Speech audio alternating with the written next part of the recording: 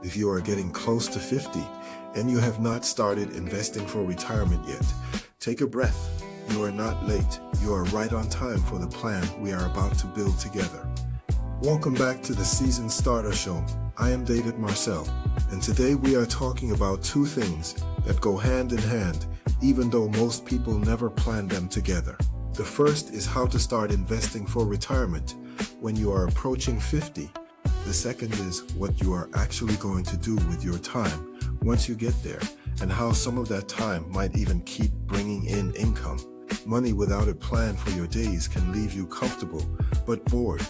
A full calendar without money behind it can leave you stressed no matter how busy you are. So today we build both sides at once. Segment 1. Why 50 is not too late. Let me clear something up right away. The financial industry loves to talk about the power of starting in your 20s. And yes, that is real. But that message has scared off a lot of good men who assume that if they did not start early, there is no point starting now. That is simply not true.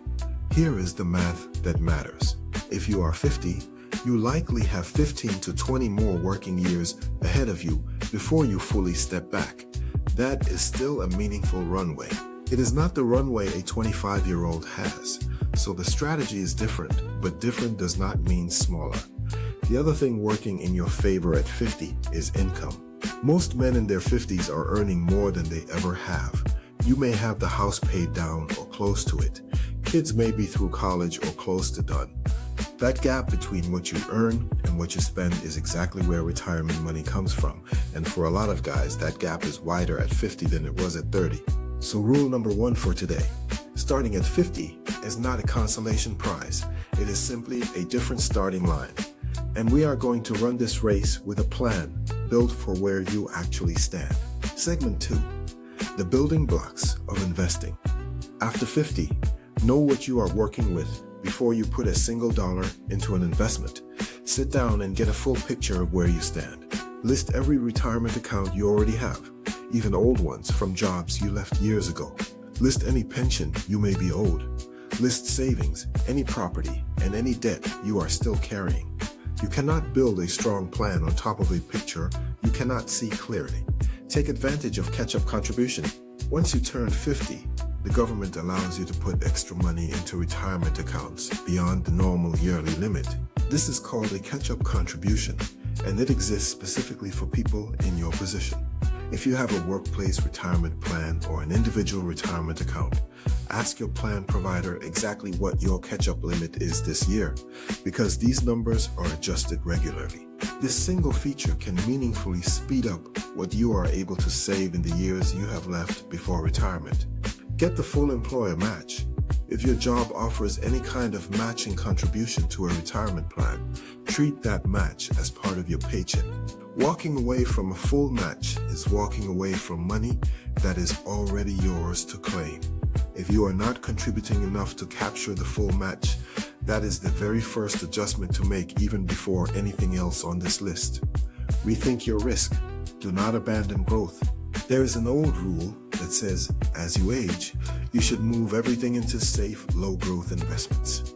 That rule was built for a different era when people retired at 65 and did not expect to live much past 75. Today, a man turning 50 may have 30 or more years ahead of him. That means part of your money still needs to grow, not just sit still. A more balanced approach is to think in 3 buckets. Money you will need in the next 5 years should be safe and stable. Money you will need in 5 to 15 years can carry moderate growth investments. Money you will not touch for 15 years or more can still afford real growth exposure. This way you are protected from short-term market swings while still giving part of your portfolio room to grow. Simplify old accounts. Many men in their 50s have retirement accounts scattered across 3 or 4 old employers. Consider consolidating those into one account you can actually watch and manage. This is not just about convenience. It is much harder to build a coherent strategy when your money is split across accounts you barely remember opening. Get a second set of eyes. This is the point where I recommend sitting down with a fee-only financial planner, meaning someone who charges a flat fee for advice rather than earning commissions on what they sell you. A good planner can stress test your numbers, help you understand what you can realistically expect to have by the time you stop working, and flag blind spots you cannot see on your own. This is not a sign of weakness.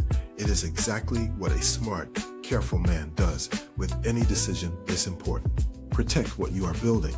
As your savings grow, make sure you are also protected against the things that could wipe it out. Review your health coverage, consider whether long-term care coverage makes sense for your situation, and make sure your will and beneficiary designations are current. Building wealth and protecting wealth are two different jobs, and both matter. Segment 3.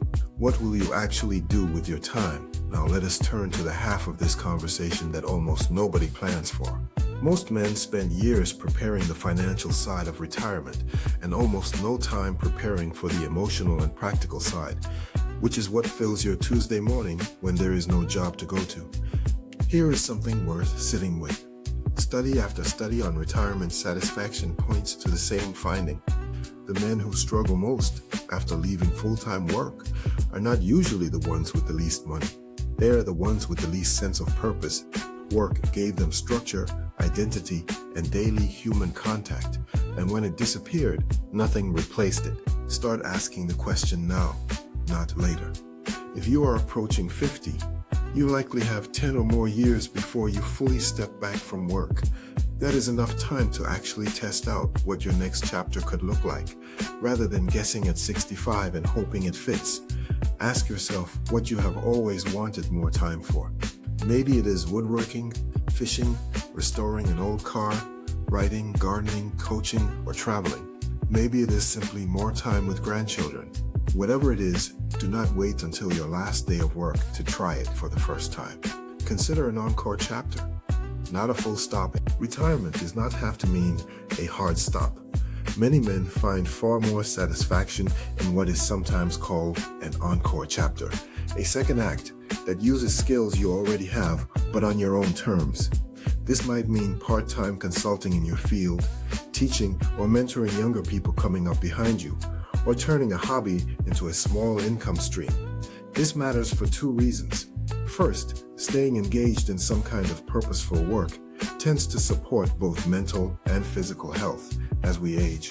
Second, even modest income in your 60s and 70s takes real pressure off your retirement savings, since every dollar you earn is a dollar you do not have to withdraw from your accounts. Think about income that does not require a job. Beyond consulting or part-time work, this is also the time to think about building things that can pay you without trading your hours for a paycheck. That could be a rental property, a small business you run at your own pace, royalties from something you create, or a project like the one you and I are working on right now, building an audience through content you produce. None of these happen overnight, which is exactly why starting to explore them in your 50s rather than your late 60s gives them time to actually grow.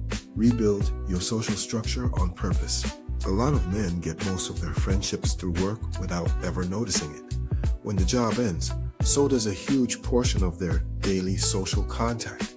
And that hits harder than most men expect. Start building connections outside of work now.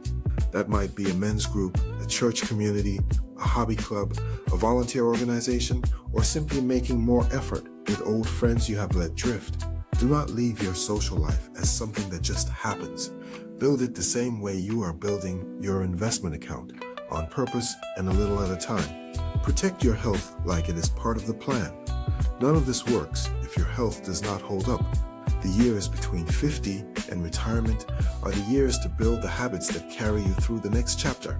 Regular movement, real sleep, honest conversations with your doctor, and paying attention to your mental health, not just your body. Your health is the engine behind every plan we have talked about today.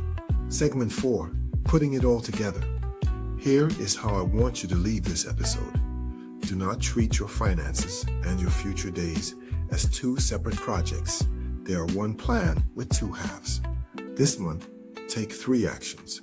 First, find every retirement account you have and write down exactly what is in each one. Second, contact your plan provider and ask about catch-up contributions and whether you are getting your full employer match. Third, take out a notebook and write down 3 things you would explore more if you had the time, and pick one to start this month, even in a small way. You are not behind. You are exactly where a lot of strong, capable men find themselves at this age, ready to take the next 10 years seriously and build something that outlasts the job title on your business card. That is our show for today. If this episode helped you think differently about the years ahead, please share it with another person in your life who could use it. He is probably thinking about the same questions and just has not said so out loud yet. I am David Marcel, and this has been the Seasoned Starter Show. Take care of yourself, take care of your plan, and I will see you on the next episode. God bless.